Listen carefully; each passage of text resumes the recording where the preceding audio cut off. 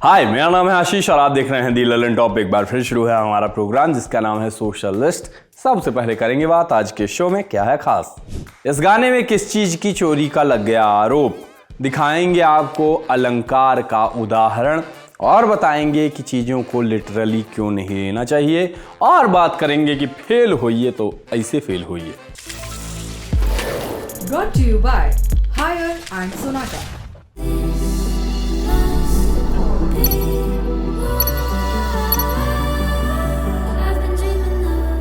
हनी सिंह के साथ क्रेडिट शब्द ऐसे जुड़ गया है जैसे सीट के नीचे कोई च्युइंगम चिपका जाता है और वो छूटता नहीं। कई जगह तो वो चाहते भी नहीं है, कई बार उनका कुछ रोल भी नहीं रहता मगर क्रेडिट शब्द जुड़ जाता है। अब उनके नए गाने पर भी बवाल हुआ। फिर से क्लियर कर दें, हनी सिंह का इस क्रेडिट विवाद से कोई लेना देना नहीं है।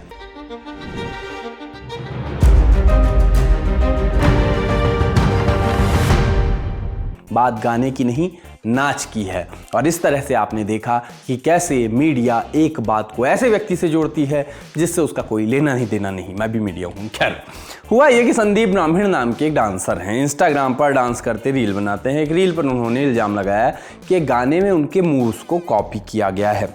वही बात की बात, डांस की है, गाने के नहीं। ये गाना है लाल परी जो हाउसफुल 5 का है, हाउसफुल 5 का है। इस गाने में अक्षय कुमार, अभिषेक बच्चन, रितेश देशमुख, जैकलिन फर्नांडिस, सोनम बाजवा, नरगिस फाकरी, संजय दत्त और जैकी श्रॉफ जैसे तमाम स्टार्स हैं। इसको यो हनी सिंह और सिमर कौर ने गाया है। उनका रोल बस इतना ही है। संदीप के वीडियो इंस्टाग्राम पर अक्सर वायरल रहते हैं। इनके टोपी घुमाने का स्टाइल, डांस करने का स्टाइल लोगों को खूब पसंद आता है, उनके फैंस को, उनके फॉलोअर्स को। इसी तरह का इनका एक वीडियो यहाँ देखिए।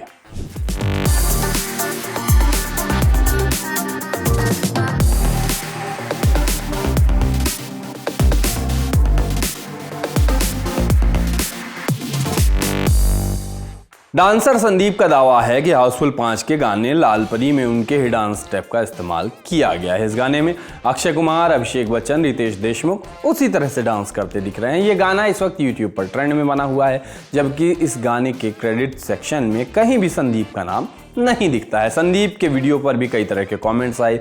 एक यूजर ने लिखा कि राइट ब्रो, कॉपी हुआ है, तो एक यूजर ने लिखा कि सच, मेरा भी पहला थॉट यही था। किसी ने बॉलीवुड को कॉपीवुड ही बता डाला। ये कॉपी वाली बात कहते तमाम लोग नजर आए। कई लोगों ने इसका विरोध करना भी शुरू किया और अपने तर्क दिए। जैसे लिखा कि ये सिर्फ एक डांस मूव है और कोई भी बिना किसी की परमिशन के ये कर सकता है। लिखा गया कि मैं उसे कॉपी नहीं कहूँगा, ये एक डांस मूव है और कोई भी इसको कर सकता है जब तक आपके पास कॉपीराइट ना हो। ये मून वॉक करने जैसा है, डांस मूव है। आप नहीं कह सकते कि सब लोग माइकल जैक्सन को कॉपी कर रहे हैं। इसे फॉलोअर्स बढ़ाने की निंजा टेक्निक भी बता दिया गया। अब वैसे कोरियोग्राफी में हनी सिंह का कोई लेना देना नहीं है। हनी सिंह बस गाने, म्यूजिक और लिरिक्स के लिए जवाबदेह हैं, मगर क्रेडिट वाली बहस बॉलीवुड में नई नहीं है। और यहाँ पे वापस नाम आता है हनी सिंह का। ऑब्सेस्ड हो गया हूँ क्या मैं हनी सिंह से। खैर, आगे बढ़ते हैं। हनी सिंह के गाने मैनिएक में भोजपुरी सिंगर रागिनी विश्वकर्मा को क्रेडिट दिए जाने और हटा लेने के बाद विवाद हुआ था। बाद में क्रेडिट दोबारा जोड़ दिया गया था। ऐसे ही भूल भुलैया में जब मीम बन चुके ऑडियो हे प्रभु हे हरि राम कृष्ण जगन्नाथ प्रेमानंद ये क्या हुआ का इस्तेमाल किया गया था, तो उसको ओरिजिनली बोलने वाले लड़के विशाल देवनाथ को प्रॉपर क्रेडिट दिया गया था और उन्होंने इस चीज़ को काफ़ी सेलिब्रेट किया था। वैसे इन दिनों सोशल मीडिया पर फेमस लोगों का मेन स्ट्रीम में लिया जाना बढ़ रहा है। जो लोग बॉलीवुड की फिल्में लिख रहे हैं, बना रहे हैं, वो भी वही रीलें देख रहे हैं होते हैं जो हम और आप देख रहे हैं। उनके काम में सोशल मीडिया पर फेमस लोगों का असर ना पड़े, ये संभव नहीं है। ऊपर के सारे उदाहरण इसी बात को दोहराते हैं, चाहे वो विशाल का हो या रागिनी का उदाहरण। ये लोग पहले से ही चर्चित थे, फिर इनके टैलेंट का इस्तेमाल गानों में किया गया।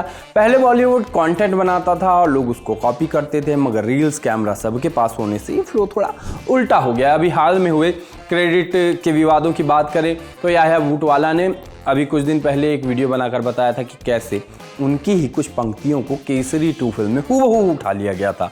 याह्या के सपोर्ट में कई लोग आए। बाद में प्रोड्यूसर्स और याह्या के बीच सुलह हो गई, लेकिन उसके बाद आए डायलॉग लिखने वाले सुमित सक्सेना, जो ये बताते मिले कि ये लाइनें उन्होंने लिखी ही नहीं थी, उनको तो मेल पे लिख के आई थी। दूसरे राइटर भी थे फिल्म में, लेकिन ट्रोल में हो गया।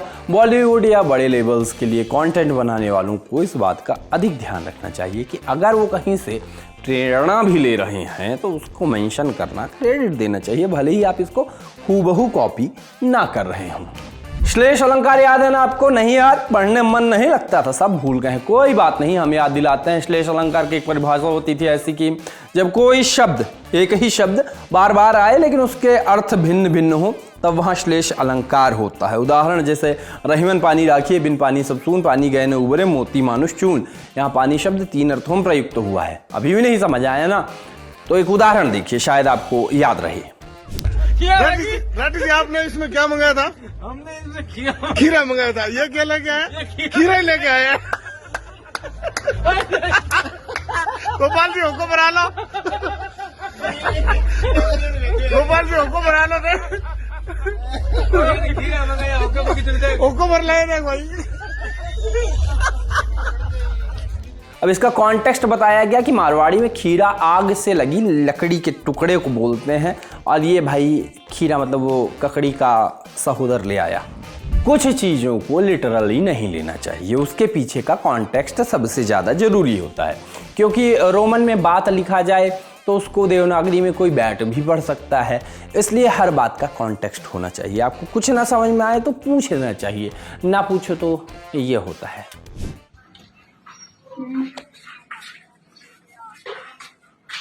क्या?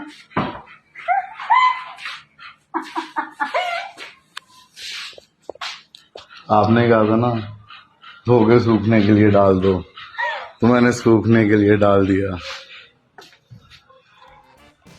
रील की बातें हम बहुत करते हैं, मगर अब हम रील की बात करेंगे।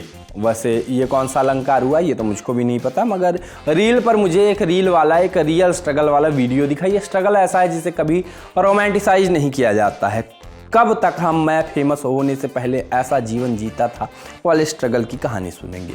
अब सुनिए अंडररेटेड स्ट्रगल की कहानी। भाई मम्मी का एक सामान लेने आया था और हम आधे घंटे से ये चीज़ ढूंढ रहे हैं। लाइक ये कपड़ा हम इसमें इन तीनों में एक और दो नीचे, पर मुझे 1 घंटा हो गया, मैं इस टाइप का नहीं ढूंढ पा रहा। चार बॉक्स है, अभी हमें और टाइम लगे। दूसरी दुकान में आके और आंटी भी हमारे साथ ढूंढ रही है। तो ऐसे मुश्किल काम मम्मी आप हमें ना दीजिए, हम बहुत परेशान हो जाते हैं। अब एक ऐसा मामला दिखाते हैं जो इंडियन पेरेंट्स की छवि अलग ही दिखाती है, जहां भारतीय पेरेंट्स खासकर मम्मी लोग को चप्पल और बेलन के साथ दिखाते हैं। पापा लोग तो कुटाई के लिए फेमस हैं, बेल्ट के लिए फेमस हैं। ऐसे में एक खबर आई कर्नाटका से। कर्नाटका में 10वीं क्लास में एक बच्चा फेल हो गया। 625 में उसको 200 नंबर मिले। जैसी 10वीं की पढ़ाई मैंने की थी, इसको बहुत नंबर मिल गया है मेरे हिसाब से। खैर, इसके बाद बच्चे के माता पिता ने केक मंगवाया। यहाँ तक तो ठीक था। केक में बाकायदा उसके नंबर और परसेंटेज भी लिखे गए थे। देखिए वीडियो।